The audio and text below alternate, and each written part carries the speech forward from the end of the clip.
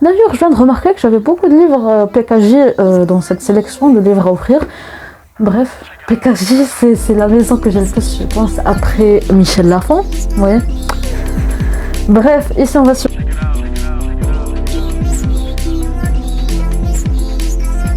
Yo à tous, j'espère que vous allez bien. Pour ma part ça va super. On se retrouve aujourd'hui pour une toute nouvelle vidéo où je vais vous faire des recommandations de livres à offrir pour Noël.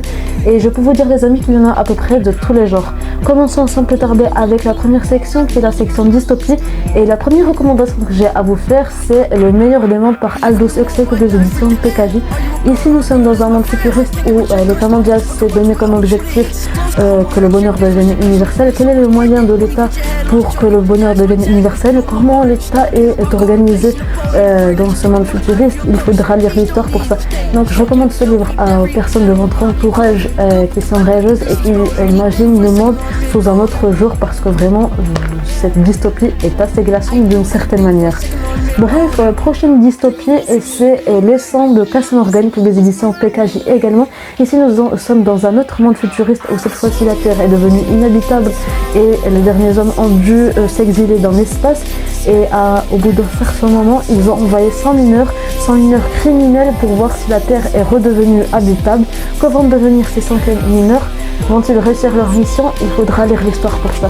Donc je recommande ce livre aux personnes de votre entourage qui aiment les aventures, qu'elles le fassent physiquement ou qu'elles soient des aventurières de l'âme.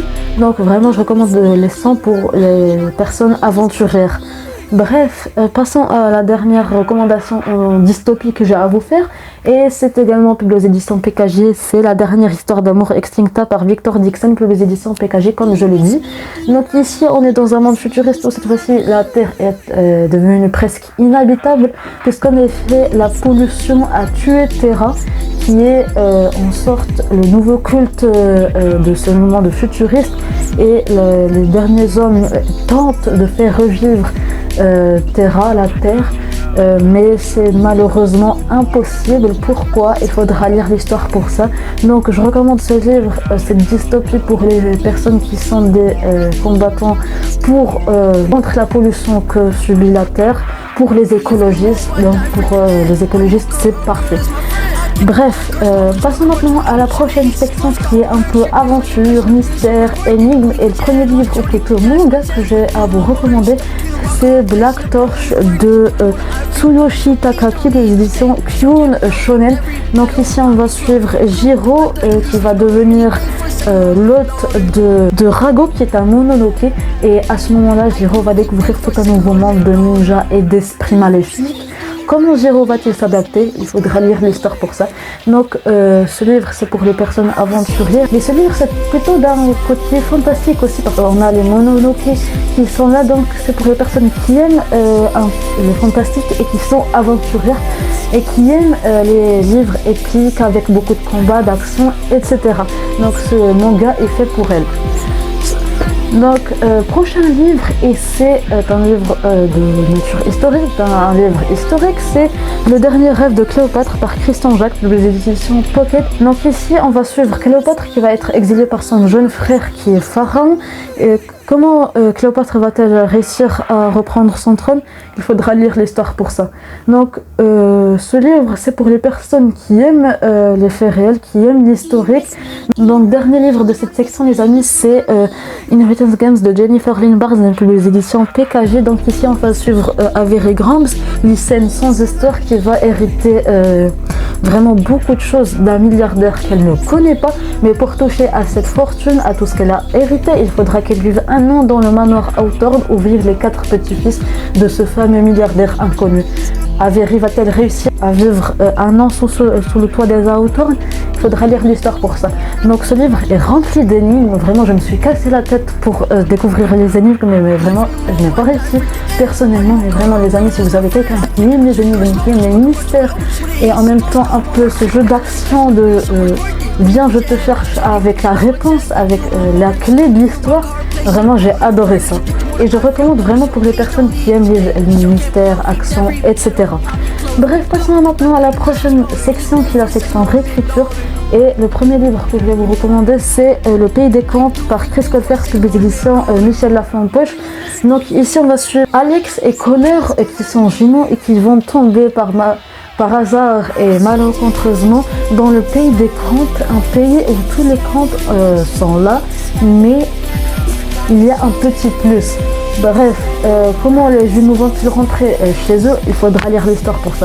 Donc je recommande ce livre surtout pour les enfants de 10-11 ans parce que vraiment on suit à peu près l'histoire d'Alex et Connor qui sont encore des ados et vraiment les histoires sont géniales. En même temps, si vous êtes fan de réécriture de contes, c'est vraiment le livre à ne pas manquer, même si le troisième tome m'avait un peu déçu. Si vous voulez connaître savoir pourquoi le troisième tome m'a un peu déçu, je vous invite à aller voir mon avis dessus qui est déjà publié. Mais bref, donc je recommande surtout pour les enfants de 10-12 ans ce bouquin. Bref, prochain livre, et je pense que vous le connaissez, c'est Circé de Madeleine Miner, des éditions Pocket. Donc ici on est sur une réécriture de mythologie grecque et on va suivre, pas plutôt réécriture, mais c'est l'histoire de Circé qui est une sorcière. Alors vraiment je recommande ce livre pour ceux qui aiment la mythologie grecque et qui aimeraient en savoir vraiment plus sur Circé. Vraiment c'est des secrets que j'avais appris, que je ne savais pas avant de lire ce livre. Donc les amis, si vous voulez en apprendre davantage sur la mythologie grecque, Circé est fait pour vous et Circé est fait pour les personnes de votre entourage qui adorent la mythologie grecque. Dernier livre de cette section, c'est L'or d'Alexandra Bracken, publié d'édition J'ai lu. Comme vous le voyez, j'ai vraiment beaucoup à noter.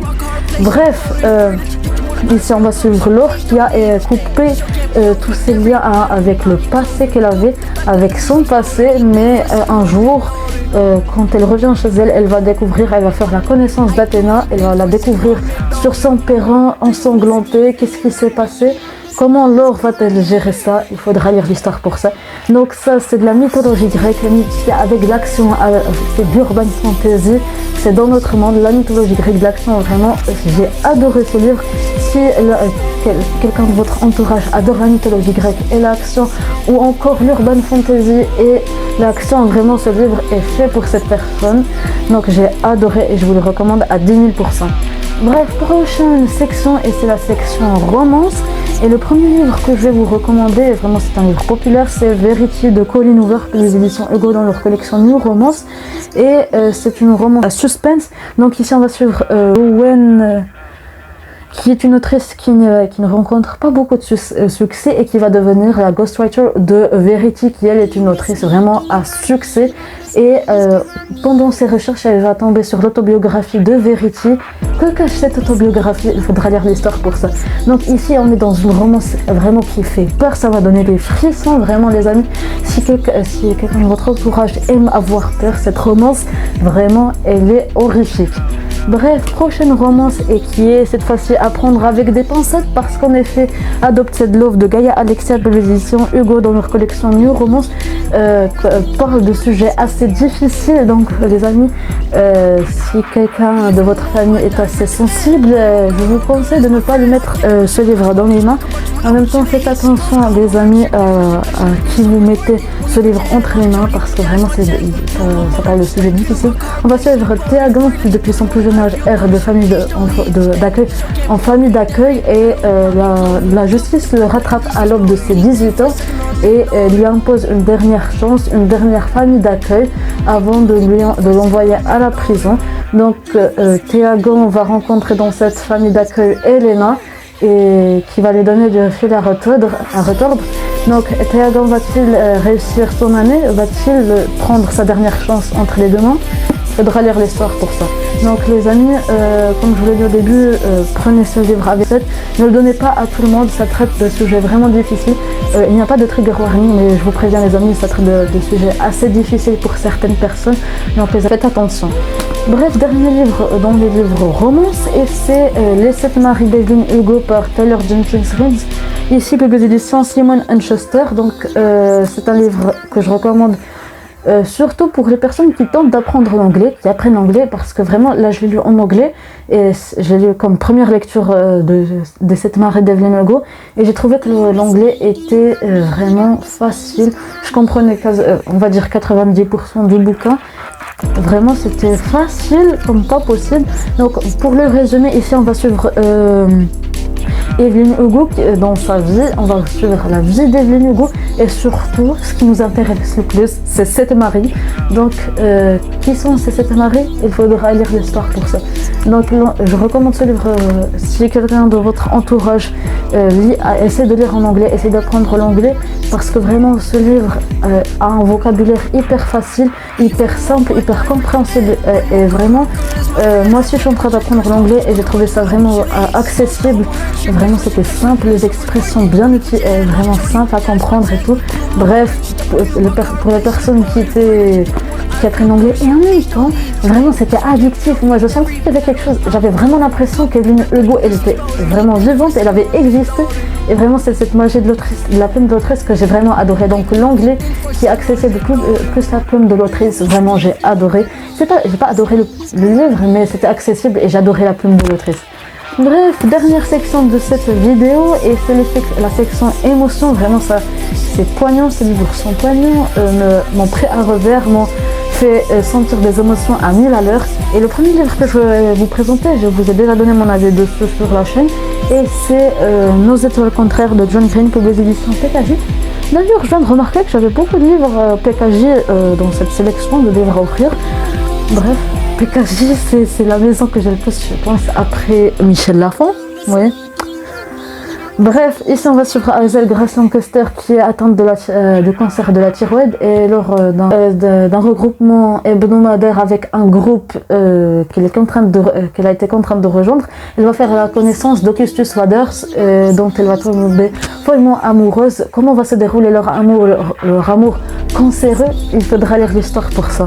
Donc j'ai adoré ce livre, vraiment c'était poignant, c'était vraiment génial. Donc si vous avez quelqu'un dans votre famille qui aime être pris à revers par les émotions ou par les livres, vraiment ce livre est parfait. Donc les amis, si quelqu'un de votre entourage aime être pris à revers, cette histoire est faite pour lui. Autre histoire qui est vraiment géniale, que j'ai lu cette année d'ailleurs, c'est Aristote and Dante découvre les secrets de l'univers par Benjamin Aldir Sáenz, publié aux éditions PKJ. Donc vraiment ce livre m'a fait pleurer. C'est le seul livre qui m'ait jamais vraiment fait pleurer de toute ma vie entière. Et vraiment, Benjamin Aldir Sáenz a une plume magnifique, touchante, ce que vous voulez, mais vraiment ce livre. Ici, on va suivre Harry, 15 ans, qui est colérique et qui va faire la connaissance de Dante, qui est tout son opposé, vraiment joyeux, optimiste, éclatant, énergétique. Vraiment, la rencontre de ces deux personnages est explosive. Comment va évoluer leur amitié, il faudra lire l'histoire pour ça. Donc les amis, j'ai adoré ce livre, gros coup de cœur, vraiment c'est obligé que je le mette dans mon top de 2023 et je pense me le relire pour 2024 si j'y pense. Bref les amis, tous les livres que je vais vous présenter dans cette section, c'est pour les personnes qui aiment être prises à revers par les émotions. Mais ces deux-là sont les plus profonds. En fait, c'est surtout dans Aristote et Dante, c'est joyeux et triste. Nos étoiles contraires, ça m'a pris à revers, surtout pour les émotions tristes. Et le prochain livre que je vais vous présenter, c'est En mode voilà quoi, de Camille Fiévez, pour les éditions Slalom. Ça m'a plutôt pris à revers pour les émotions positives. Vraiment, ça m'a fait rire, ça m'a rendu le sourire. Tout comme Aristote et Dante, ça m'a fait sourire, ça m'a fait pleurer, ça m'a rendu heureux, ça m'a rendu triste. Vraiment, Aristote et Dante, gros coup de cœur. Vraiment, j'adore. Si vous n'avez toujours pas lu Aristote et Dante, découvrez les secrets de l'univers. Je ne sais pas ce que vous attendez, c'est une pépite. Bref, pour En mode voilà quoi, on va suivre Louise qui a 15 ans et qui est passionnée de cinéma. Elle rêve d'être le personnage principal du film qu'est sa vie, mais en attendant la gloire, elle critique tout le monde sur son journal intime. Une grosse dispute va un jour éclater entre elle et Lucie qui jusqu'à ce jour était la seule à échapper à cette critique. Donc cette dispute va obliger Louise à s'ouvrir au monde. Comment va-t-elle réagir à cette ouverture? il faudra lire l'histoire pour ça. Donc, faut savoir que je recommande ce livre pour les personnes de votre entourage qui sont des filles ados, parce que il est écrit sous forme de journal intime et vraiment on suit les pensées intimes de Louise, et j'ai adoré ça. Je me suis vraiment identifiée à Louise parce que j'ai cette tranche d'âge, et vraiment, les amis, ce livre, il est efficace, ça vous fait rire. Je pense que ça aura un peu moins d'effet si vous êtes adulte, mais là c'est parfait pour une jeune ado parce que ça fait rire, c'est joyeux, et en plus l'humour de Louise, et en plus ce qu'elle fait, ses actions, vraiment pour moi ça m'a fait rire, et ça m'a rendu le bonheur quand j'imaginais Louise faire ce qu'elle faisait. Vraiment, ça m'a rendu heureuse, ça me rendait heureuse, et je pense me relire aussi pour 2024 si j'y pense aussi. Bref, c'était le dernier livre que j'avais à vous présenter, les amis. J'espère que cette vidéo vous aura été utile. N'hésitez pas à lâcher un petit pouce bleu si la vidéo vous a été utile, à me donner vos recommandations de livres à offrir pour Noël dans les commentaires. Et là, je suis en train de vous présenter mes recommandations de livres pour l'hiver. Donc, à tout de suite, les amis.